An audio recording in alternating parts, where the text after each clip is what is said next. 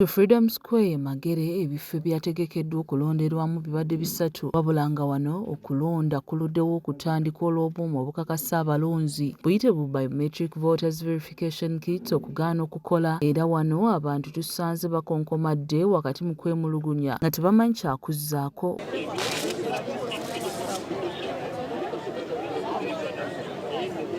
Wano Babirye Justine nga y'abadde agent wa Robert Kyagulanyi Ssentamu akwatidde National Unity Platform bendera ku bwa pulezidenti ategeezezza nti newankubadde abantu baakedde okuyitaba mu kulonda naye babadde batandise okutendewalirwa olw'okulonda okulwawo okutandika. Twakedde wano eno ssaawa 11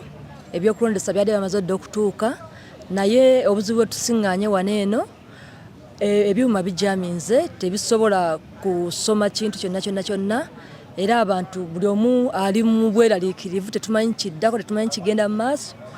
nga we mulaba wano eno Magere embeera gye tulimu yeeno tetumanyi kiddako bigenda tereera ssaawa mmeka tugatandika ddi okulonda embeera gye tulimu yeeyo. Ye Kiyaga Geoffrey nga ye agent wa President Yoweri Kaguta Museveni akwatidde NRM bendera ku bwa pulezidenti ategeezezza nti newankubadde okulonda kuluddewo okutandika mu kifo kino naye bakakafu nti buli muntu wa kulonda gw'awagira essaawa yonna. Essuubi nti bagenda kuweza codes naye n'agamba kiri country wide era kyova mbu wakyaliwo jaamu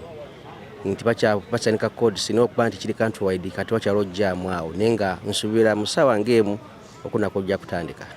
Omu ku bawagizi ba Robert Kyagulanyi Ssentamu akubiriza bannannuupu bayite ba Fort Soldier okukuuma emirembe wamu n'okugondera ebiragiro by'abakuumaddembe ebyateekeddwawo gavumenti empya egenda okuddako ng'esobola okubasanga nga balamu bulungi. Akaluluko ly'eddoboozi lyo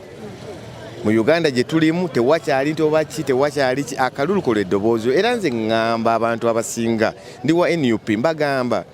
gondera gavumenti eriko gy'oyagala ekusaye ng'oli mulamu bane tukuume emirembe tukuume peace tugumiikirize tulabe kinajja obukulembeze buva wa Katonda yasalawo tulinde tugumiikirize tulonde. Ku ssaawa 4:15 ez'okumakya Osiwe Kasangati alagidde abalondesa okutandika okukola omulimu gwabwe nga bagoberera enkalala z'abalonzi nga bwe kibadde kiyisiddwa akulira ebyokulonda mu ggwanga omulamuzi Simon Byabakama era abantu ne batandika okulonda.